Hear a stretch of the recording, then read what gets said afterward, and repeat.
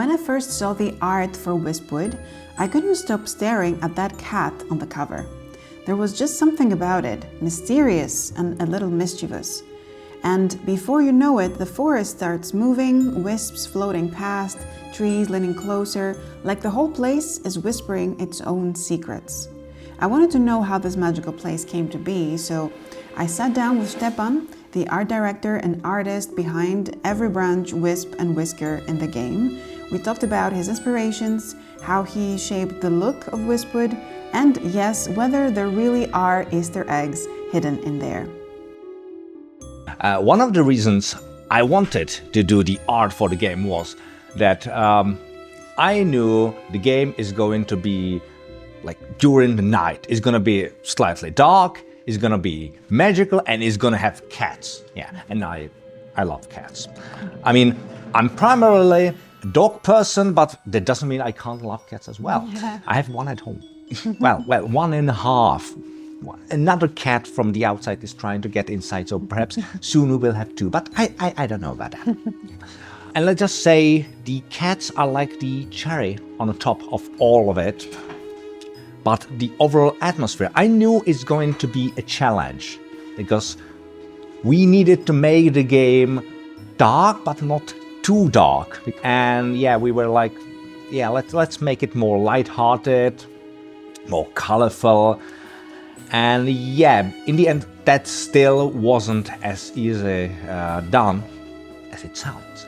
Because you just can't take dark forest, add some colors and call it a day. No, you have to find the right balance between everything. And that was pretty challenging. Inspired partly by German Expressionism, the cover went through quite a few transformations before becoming what you see now. Almost just like the forest when you actually play the game. And the wisps too. They started out as simple glowing lights, almost like tiny fires in the prototype, but Štěpán gave them their own personality. How about like these deep sea creatures? Like how about glowing jellyfish? Like they got this glowing element that we need. And what if I use that as my starting point? I will find an interesting shape for the wisp itself, and then I'll apply this jellyfish effect on it.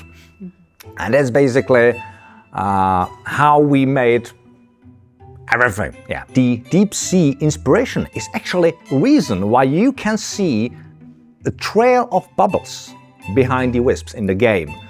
They've got some tiny flames as well, but mostly bubbles. I think that helps the wisps to look like a little bit more unnatural, something magical.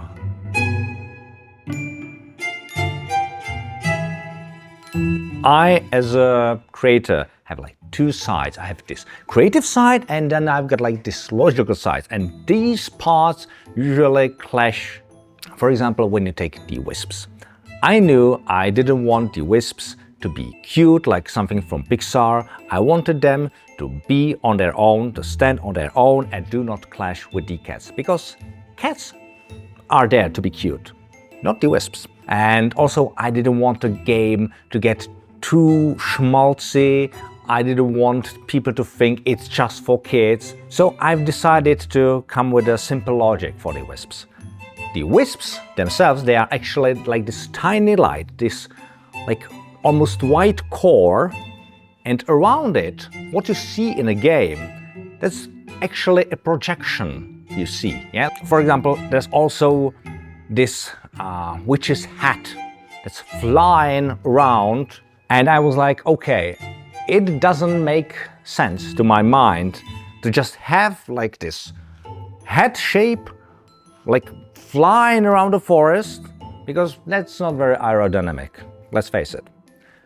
But then I was like, okay, what if it's actually like a worm that's got just this giant mouth, and just in a game, from time to time, you see it from the angle that basically looks like a hat. Yeah, and that's how my logical side got around all of this. I know players may not see it in the final product, but it was important for me when I was creating the visuals. There's one more unintentional inspiration in the wisps, and that's actually heavy metal. Because you can see it mostly on the holy light. Because the holy light is basically, I'm not sure if it's that visible on the final illustration, but during its inception it was very, very heavy metal, because it got all of these like giant flames around it. It had this dark core and it was like looking like a badass statue.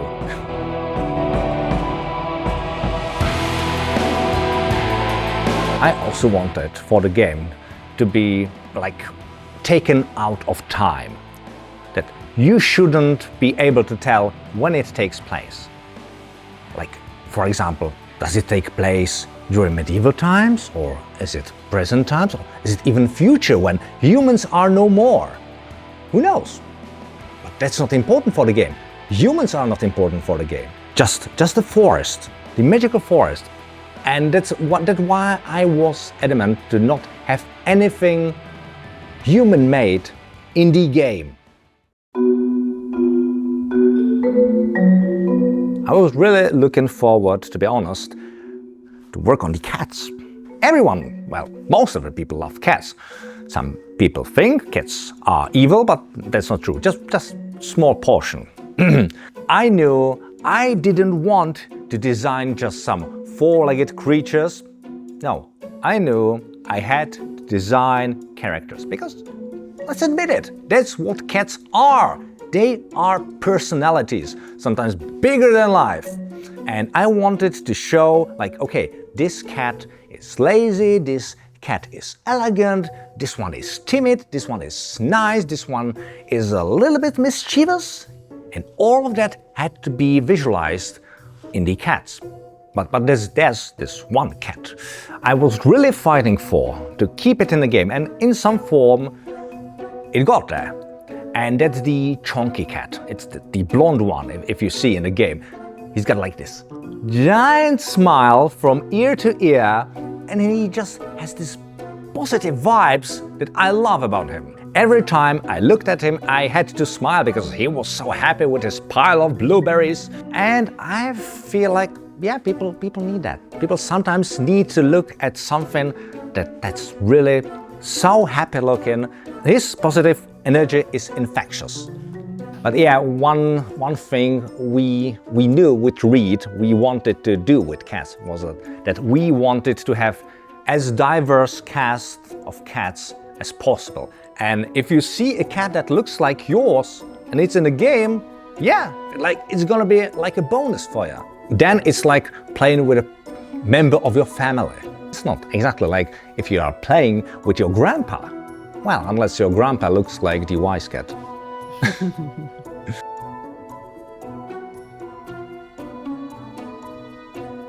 Like, if you would wake me up in the middle of the night, I would draw you a cat now.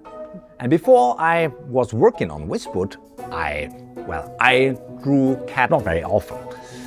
Now I can draw you a cat just like that.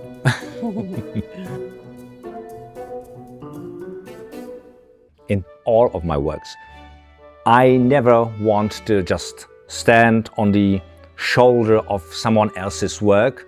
So that's why the references in the Wispwood are really, really subtle. Because I feel that's the way the references should be made. Like, not bashing you over the head like, oh, you've seen me in Star Wars. No, that's why, well, most of the Easter eggs are actually more like an inside joke or something like that.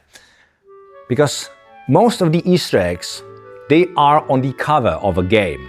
There's the whole development team hidden on the box. Like, you know, Reed and I, we have our names on a box. But what about the rest of the team? So we have tried to sneak them on the box. For example, the leader of the development team, we call him Mr. Kev, which sounds like mrkev. Mrkev means carrot in Czech. Well, so I drew a carrot on a box.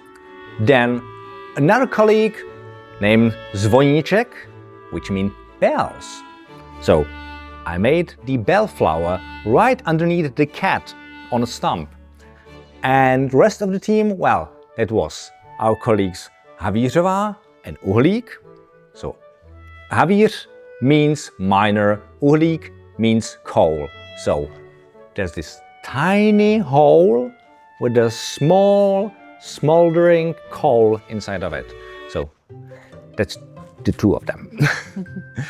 Then there's just this one reference in all of the game that's pop culture. And that's 4 turtles, because Reed wanted a turtle in a game. And there's 4 turtles with 1 red and a green glowing ooze near them. Yeah, so for those who do not understand, that's Teenage Mutant Ninja Turtles reference. And there's another detail I love. Under black light or UV light, the colors of Wispwood actually glow in the dark. That's thanks to Radek, who also came up with one of my favorite touches of the whole game, the cats hiding inside the trees when you flip their tile. Is the cat on the cover weird? Yeah, it is, and it is by design.